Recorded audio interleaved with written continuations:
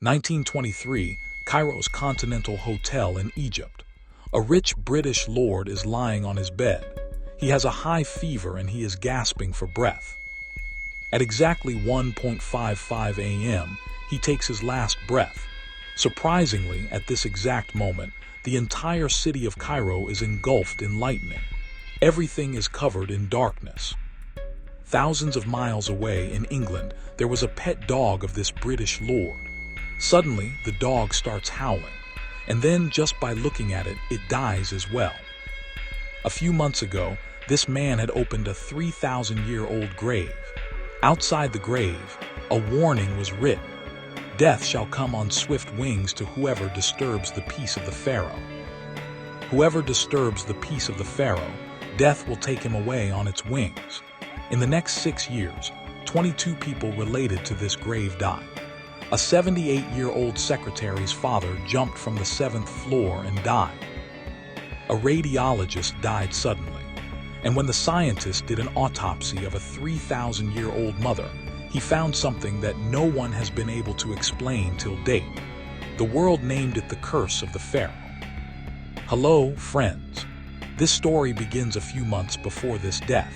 In November 1922, in the Valley of the Kings of Egypt, British archaeologist Howard Carter and his workers were digging between sand and stones. Carter had been looking for a pharaoh or the grave of a king for many years. His name was almost forgotten in history. The name of this pharaoh was Tutankhamun. Carter was not an elite archaeologist. His father was an animal painter who made pictures of the pets of the aristocrats. Carter had been ill since childhood, so he was not sent to school. He got only one thing from his father in inheritance: a paintbrush. Then a lord saw Carter's watercolors and recommended him to Egypt. Carter's sponsor, the rich aristocrat of England, Lord Carnarvon, had spent around £50,000 in the last 15 years. Today, it would be around 50-60 crores. 15 years, £50,000 and nothing. Carter had only one last chance. Carnarvon had clearly said that this was the last season. If he didn't get anything this time, then the funding was over. On the morning of November 4, 1922, when Carter reached his excavation site, there was a strange silence. His foreman told him that during the excavation, he found a cut-off ladder in the rock. Carter's heart began to beat fast. He ordered his workers to dig faster. By the afternoon of November 5, all the rubble had been removed and a whole stairway was visible, 10 feet high and 6 feet wide. As he reached the 12th step, he saw a sealed door, a closed door. It was plastered and had an Anubis seal. It was a signal for the royal tomb. But whose royal tomb? Around 60 graves of the Valley of the Kings had already been excavated. Most of them had been looted by thieves centuries ago. By November 24, all 16 steps had been cleared. Now a name could be clearly read on this closed door: Tutankhamun. Seeing this, Carter was convinced that he had reached the grave of Pharaoh, which he had been looking for years. November 26, 1922. The day that Carter later called the most wonderful day of his life. In this closed door, Carter made a small hole. Hot air came out from inside. The candle flame began to flicker in his hand. As his eyes adjusted in the dark, Carter saw a golden glow inside. Lord Carnarvon asked from behind, "Can you see anything? Can you see anything?" Carter replied, "Yes." Wonderful things, wonderful things. This was a 3,000-year-old tomb which contained 5,398 objects. A 10-kilo gold death mask, a meteorite that fell from space, a dagger made of iron, a coffin made of solid gold, and 130 walking sticks. Everything was kept the same as it was kept 3,000 years ago after the death of Pharaoh. This was the largest archaeological discovery, but as this news spread in the world, some strange things began to happen. In just a few days of the discovery of the tomb, something happened that spread fear among the local Egyptian people. Carter had a golden canary in his house. This is a bird that looks like this. One day, Carter's assistant was sent to his house for some work. As soon as he reached home, he heard a scream. And when he looked at the bird's cage, a cobra was inside the cage, and Carter's bird was in the cobra's mouth. Imagine what scene he must have seen. A cobra is sitting inside the cage, and this golden bird is hanging in its mouth. This news spread like wildfire throughout Egypt. Because for the Egyptian people, the cobra was a powerful symbol. People said that the dead king's cobra has taken revenge for messing with his master's grave. They said that something terrible was about to happen. A few months after the discovery of the tomb, on March 6, a mosquito or insect bit Lord Carnarvon's face. The next day, while shaving, he unknowingly rubbed the bite with a blade. And there was an infection. It was a hot summer in Egypt, and in the heat, an Egyptian fly sat on his open wound, which increased the infection. After this, Carnarvon had a high fever. Doctors told him to stop strict diet and alcohol. But Carnarvon opened more bottles of the wine on April 5, 1923. Lord Carnarvon died at the Continental Hotel in Cairo at 1:55 p.m.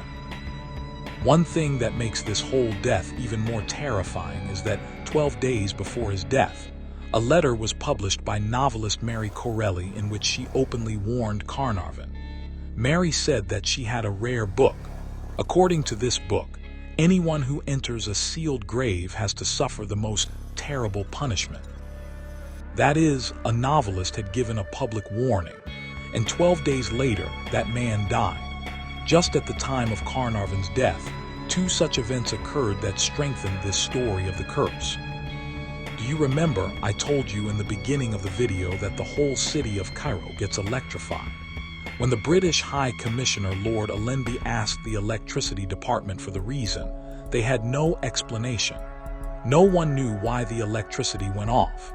And the second Carnarvon's pet dog, Susie, died the same night in England. Sir Arthur Conan Doyle, the creator of Sherlock Holmes, said that Lord Carnarvon could have fallen ill due to an evil elemental. The creator of Sherlock Holmes himself believed that this curse was real. And from here, friends, the media caught hold of this story. The curse of the Pharaoh, the curse of King Tut. Such headlines began to appear in the world's newspapers. And after this, friends, a series of deaths began that every next death was more terrifying than the previous one. If there is a common thread in the story of this curse, it is that what we don't understand, it scares us. People didn't know the reason for all these deaths. So they made it a curse. The headlines of Tutankhamun curse had already been published in the newspapers, but this was just the beginning. After that, when the series of deaths began, the headlines of the newspapers grew after every death. American financier George J. Goode, who visited the tomb, died of fever the very next day. Another victim of the famine was published in the headlines. British industrialist Joel Wall died of high fever after visiting the tomb. Headline: Tut's curse claims third life. The stepbrother of Carnarvon, Aubrey Herbert, also died within 6 months. Radiologist Sir Archibald, who had done his mother's x-ray, also died suddenly. Key member of Carter's team, Arthur Mace, Professor Breasted, 2 assistant reporters of Times newspaper, all were included in this list. Daily Mail, Daily Express, Morning Post. Every time an Egyptologist or a museum official died, due to any age or disease, the news was always published in the newspapers. The curse once again became a victim. The biggest irony of this whole story was that the person who promoted the curse the most was archaeologist Arthur Weigel, who was a special correspondent. He himself was killed in Egypt due to high fever, and is included in the victims list at number 21. The myth that he swallowed it as well, but the most horrific death was yet to come. Richard Bethel, the secretary of Carnarvon, died of heart blood clots in 1929. When his 78-year-old father, Lord Westbury, got the news, he opened the window in his 7th-floor apartment in London and jumped. By the year 1929, 22 people who were directly or indirectly involved in this tomb had died. 13 of these people had opened this tomb themselves. And then comes the discovery that blew everyone's minds. In 1926, when Tutankhamun's mother had an autopsy, Dr. Douglas Derry found a round mark on her cheek. This mark was exactly where Lord Carnarvon was bitten by an insect. The same place, the same cheek. A 3,000-year-old mother and a living person had the same mark on their faces. After this, the newspapers went crazy. The Morning Post published headlines, Daily Mail, Daily Express, everyone started reporting the same news. Tutankhamun's grave has an ancient curse. Whoever disturbs this grave will only die. In reality, Tutankhamun's parents were brothers and sisters. You heard it right. To understand this curse, we must first understand who Tutankhamun was and how his grave survived for 3,000 years. Tutankhamun was born in 1329 BC, in the most turbulent time of ancient Egypt. His condition was so bad that his life was full of danger from the very first day. In fact, for thousands of years, many different gods were worshipped in Egypt. But Tutankhamun's father, Pharaoh Akhenaten, rejected all the gods of Egypt and said that there is only one god, At, the sun disk. He shut down all the temples at that time, expelled the priests, changed the capital. And this experiment failed badly. In the reign of Tutankhamun, a stone lake, restoration stele, shows that after Akhenaten, there was an upheaval in the country, and the gods turned away from this place. The temples were destroyed, everything was destroyed, and in this upheaval, after Akhenaten's death, an 8-9-year-old boy was placed on the throne. This boy's name was Tutankhaten, which means living image of At. But later, when he reversed his father's religious changes, he changed his name to Tutankhamun, which means living image of Amen. His rule lasted for a very short time. For a very short time. Because when Tutankhamun was only 18-19 years old, he died. In 1968, a professor took an X-ray of his skull and found a very dark spot in the back. This could be due to an injury on the back of his head. Many people assumed that he was murdered, but the real story was even more disturbing. In Egyptian royals, inbreeding was very common. People used to get married, and this used to happen for many generations. And as you must have read in biology class, due to too much inbreeding, genetic problems can occur.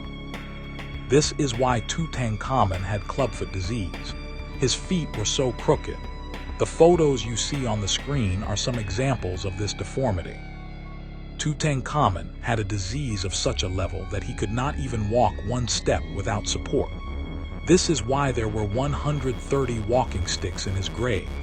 He also had Kohler's disease, a bone disorder that causes extreme pain. When scientists investigated his mother, they found evidence of malaria. Today, experts believe that Tutankhamun's death was due to a combination of these causes. In his bloodline, he was such an unimportant pharaoh that the kings who came after him erased his name from the records. This is why his grave was protected from thieves. No one knew that he existed here. For 3,000 years, the world had forgotten his name, but Tutankhamun woke up once again. After 1922, his name became so popular that for 3,000 years, he fulfilled all the needs of being unknown. Whatever I have told you in this video so far, 22 deaths, blackouts, dead pharaohs and living humans all have one mark on their cheeks. If I end this video here, you might also believe that this curse was real. But now I will tell you what will reverse this story. And what I will tell you is much more shocking than this curse. Do you remember that inscription? Whoever puts this pharaoh to sleep, death will lift him up on its wings. Newspapers claimed that a clay tablet was found at the entrance of the tomb on which this curse was written. and Carter removed it from the record so that the Egyptian workers would not get scared. But in reality, when the experts looked at this inscription closely, they found something strange. The text that was written did not seem to be in ancient Egyptian language. It seemed to be the words of Mary Corelli, and exactly the same thing has been proven. Actually, this story was given to the newspapers by an amateur archaeologist, not by a professional Egyptologist. After many decades, the truth is revealed. The security in charge of the tomb, Richard Adamson, confessed that when the excavation was underway, a journalist was asking about the curses. He said that he did not find any inscription. But we did not stop him either, and with our little smile, he happily concluded the story of the curse on the grave. One smile, just one smile. Think about it, friends.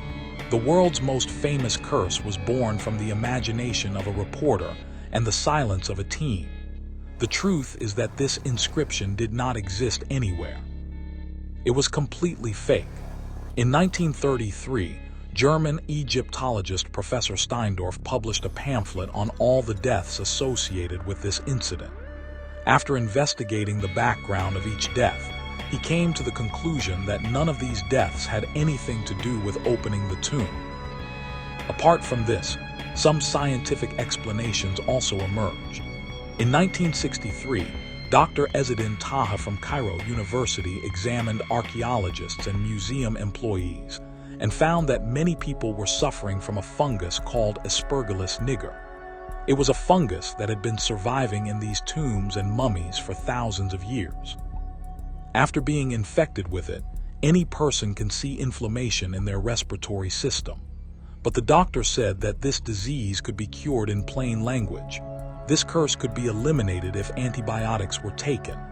However, a very shocking turn of events was seen here when Dr. Taha gave a press conference, and he also died in a car accident after this press conference. This is also a very ironic thing. The person who debunked this curse also died.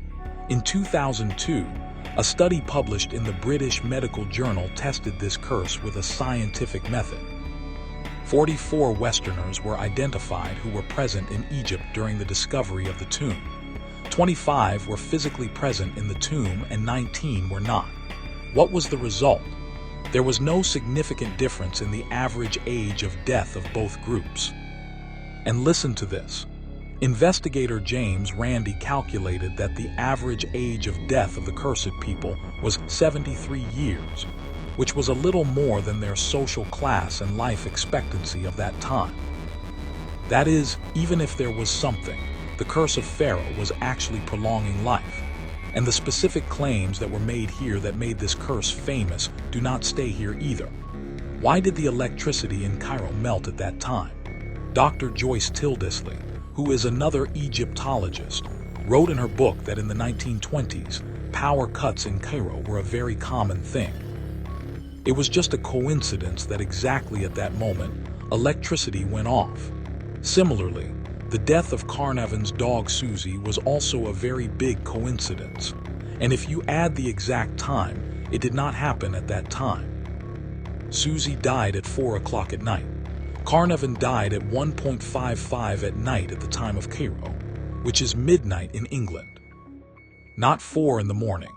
If you consider the time zones, you can clearly see the difference. Similarly, Carnarvon did not suddenly fall ill. He had been ill for many years. He came to Egypt because London's winters were unbearable for him. On top of that, in 1923, penicillin did not exist. Cutting a mosquito is a common thing today. But in 1923, it could have been a death sentence. Most of the deaths that were reported due to curse had some or the other pre-existing disease. Or it was due to natural causes. The mark on the cheek of the mummy that matched the bite of Carnarvon was the claim of the Morning Post newspaper. But it was the same newspaper that was upset with the Times exclusive deal. And every week the stories of curse were published. Their reporting was not journalism, it was competition. We have seen all the evidence. We have checked all the claims, but now comes the last test. A very simple test. If Tutankhamun's curse was real, who should have died first? Number 3 is Lady Evelyn, Carnarvon's daughter. She was one of the first people to enter the tomb. But she died only in 1980, at the age of 78. Number 2, Douglas Derry, who unwrapped Tutankhamun's mummy and did his autopsy. He died in 1961, at the age of 87. And leave all this, the most important character of our story, target number 1, Howard Carter, the man who discovered the tomb. He opened it physically and took out Tutankhamun's mummy. He actually lived till 1939, 16 years after the discovery. At the age of 64, he died of cancer. As long as he was alive, dozens of times every other day, someone would come to ask him about the cursed death of humans. And Carter's answer was always the same: I am still alive. Ancient Egyptians believed that humans die when someone stops taking their names. Tutankhamun's successors deliberately erased his name from the record.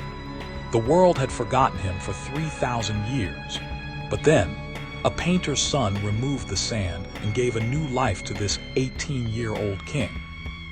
Today, Tutankhamun is the world's most famous pharaoh. No one will ever forget his name. And maybe Tutankhamun is like Howard Carter now. Because of Howard Carter, he can say, I am still alive. I am still alive. The link to check your credit score will be in the description below. And if you liked this video, then there is another interesting mystery about the pyramids in Egypt. How were these great monuments built during the time of pharaohs? And what is hidden in them?